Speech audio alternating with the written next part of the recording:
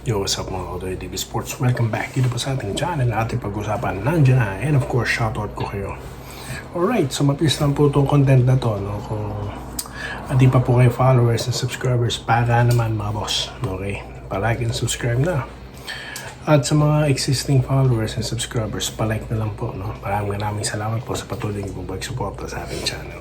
Alright, so sa nakakang content po, no, napanood naman natin lahat ng Bakbakang Ginebra at Blackwater, no? Na maganda din ang panimula sa PBA. Okay, kaya nagulat ako. At ito naman, alam mo din ako nagulat na natalo sila ng Ginebra. Ang ikinagulat ko ay natambakan po ng gusto ito mga bossing. So, pinaliwanag ko sa inyo ang factors, no? Bakit sila natambakan. Ngayon naman po, rain or shine na makakalaban nila. Alright. So, magandang laban po ito dahil alam naman natin ang rain or shine. Pagkaman tinalo na ito ng mga bossing, iba naman po ang first game. Third game na nila ngayon Alright? Okay. So, nakita nyo dyan sa ating thumbnail, may binanggit po si Coach Yengyao kasi na-interview na siya di ba? Hindi pa man po nakakalaban na Ginebra ang bossing, na pag-usapan na po yan. Kaya nga po nabanggit ko, di ba? Sabi rin ni Kaylen Johnson, isa sa kinikilalang dumedepensa dito kay Justin Brownlee. Iba daw po ang Ginebra dahil hindi na si Brownlee ang import. Okay? Pero tignan nyo naman po ang performance ngayon ni Riley Grigsby. Alright? First game niya, meron siyang 42 points. Second game, meron siyang 18. Kasi nga po, hindi niya na kailanganing or kinakailangan bit-bitin ng Ginebra dahil nagtulong-tulong po, no? Ang buong barangay. Alright. Okay. Kaya nga sabi ko, kapag si Stephen Holt po gumalaw, malaking bagay po ito na maipanalo na Ginebra. At yan po yung nangyari. At yan din po ang inaasahan natin dito. Dahil sobrang factor po nito. Bakit? Nadepensahan niya si Fairfield. Umiscore siya. So ngayon, pagkalaban naman po ang rain or shine, no? Sino po ba ngayon? Alam naman natin na last mamo na itong mamo mamuyak. I mean, itong rain or shine. Dahil nga po, di ba, na-transfer na siya, na-trade na siya. Di po ba? So ngayon naman, magko-concentrate ang kanilang kumpensa dito kay Nokum, di po ba? Beldray. Di po ba? So, dyan po natin nakikita ang takbo ng kanilang kumpensa, Clarito, di ba? Usual rain or shine. Okay, makakalaban nila na inilaglag nila semifinals. Ang pagkakaiba lang nito, aside from Mamu, is yung import, di ba?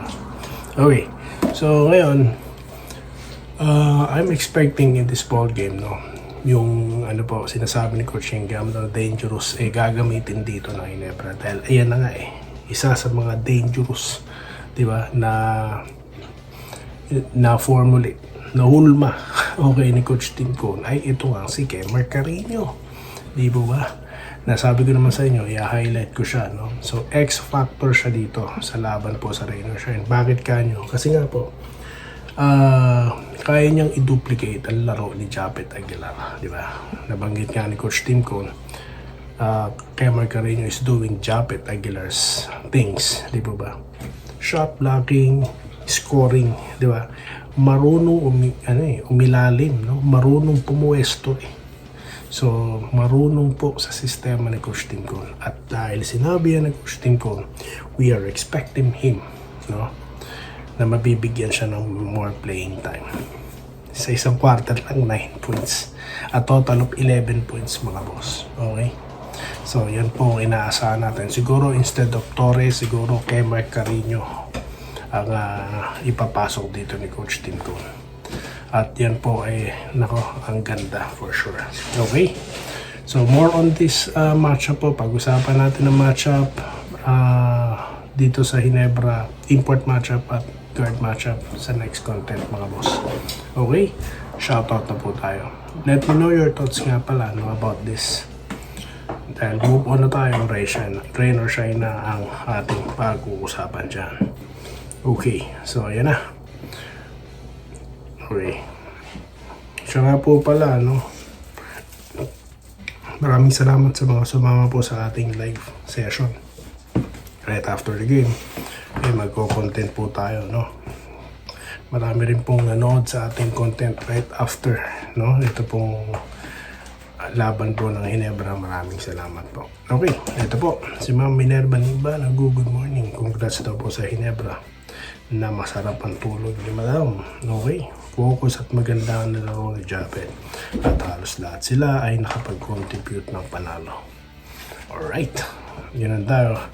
Kay Archie Makirang, hindi ako nakarating sa live. Okay lang po yun, sir. Lagi naman kayo nanonood dito. Alright. Congrats daw po kay Kemar Carino at sa buong Barangay Ginebra.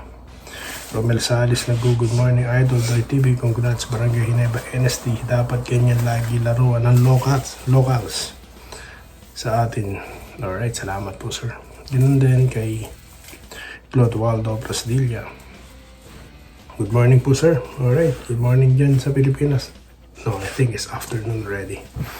Okay, napakaganda raw po ng nilaro ng mga local. Talawas po ito sa kanilang nilaro. Last game, mga boss. No. Bobby Payawal, nagko-congratulations sa atin mga taga-NST. Mabuhay tayo. Pa-shoutout po kay Sir Bobby Payawal. Arthur Primo, congrats to Ginebra team. Sana ganyan lagi ang laro nila. Yes po. Ken Villar, good morning, Idol. Yan ang hinahanap kong laro ng locals. Ang mag-contribute silang lahat, hindi asa lang sa import. Yes, ang ganda po kasi ng ball rotation eh. Kaya po may magandang shot selection. That's how Barangay Ginebra won their championship. No? So what we are expecting sa laban nila na Rain or Shine is yung hindi po sila gagawin komportable, no?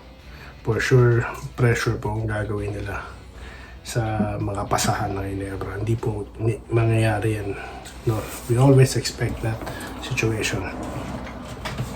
Willie Bardayan, good morning, Sir Doy. Finally, gumana ang mga locals. Next game, Sunday versus Team Yang Yao. Nicole Gartoke, congrats all players of Barangay Ginebra Jenkins. Bon Ryan Canton, congratulations sa Ginebra na masarap ang tulog. Ricardo Cabato, good game para sa mga taga-barangay. Good luck daw po sa next game. Robert Kebiab, congratulations. Vincent Naba, ganun din po. No? Alright, congrats daw po. Jobencio Corlet, salamat daw po sa laro ni Holt. Good day, Boss Doy.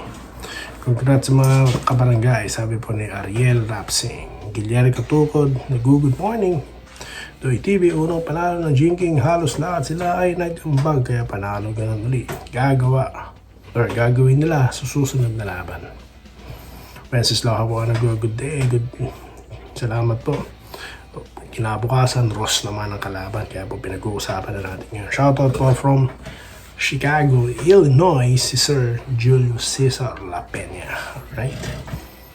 Shoutout din po kay Sir Homer Saison. Kasi taga Chicago eh. Jonathan Nicasio, good day, Idol Doy. Tama, sabi mo, si Ku nagpasimuno ng 3, nag-awa-awa. Okay, yan yung sinasabi natin. More playing time kay Ralph Ku. Dahil, di ba, ang ganda po ng shooting yan eh. Kasi Pineda, narinig na naman tayo ni Holt. Ginalingan niya sa second game niya nila kagabi. Like, incredible Holt ulit siya. Alright. Filter, Idol, kailan ba exact date o month ng PBA draft? Hindi ko pa alam. Wala pa po tayong information. Ronald Carisma, malinaw daw at napanood nila at malinaw. E di doon ka na lang manood. Ba't kasi kay Doy TV nanonood? No? Pag gusto mong manood ng live PBA game, sa One Sport ka manonood, hindi kung kani-kaninong vlogger. Alright, Rodante Sabida, Doy TV, nagparamdam na naman si Stephen Holt. Yan nga po. Rodrick Rodriguez, Boss Doy, parang bumalik na ang laro ni Kay Mark. Abangan po natin sa mga susunod na laro. Martin Dakoy-Koy, siyempre expected na yan. Defending champion yan. Yung kalaban, always kulenat. Yan, dyan mo malalaman. Yan po. No? Sa lahat po na nag-comment sa atin talaga is para sa inyo tong content na ito eh. Hindi po sa mga kung sino-sino na alam mo yun, alam naman natin yung iba dito, pumapasok mga pakawala ng mga fake news vloggers kasi nga nasasaktan sila sa ginagawa ni Doy TV. That's number 1. Number 2, yung mga haters. Nagkukunwari sila, no? Pero basa ko na kayo, amoy na amoy ko na yan. So, ganun lang naman. Kung ikaw ay fans ng Hinebra, definitely, nakafollow ka kay Doy TV. Ganun lang yun. Dahil tignan mo, sa mga comment section, pati sa Facebook, wala pong mga umeepal. Okay, kaya yung mga iba dyan, alam ko na po yan. Basa ko na kayo.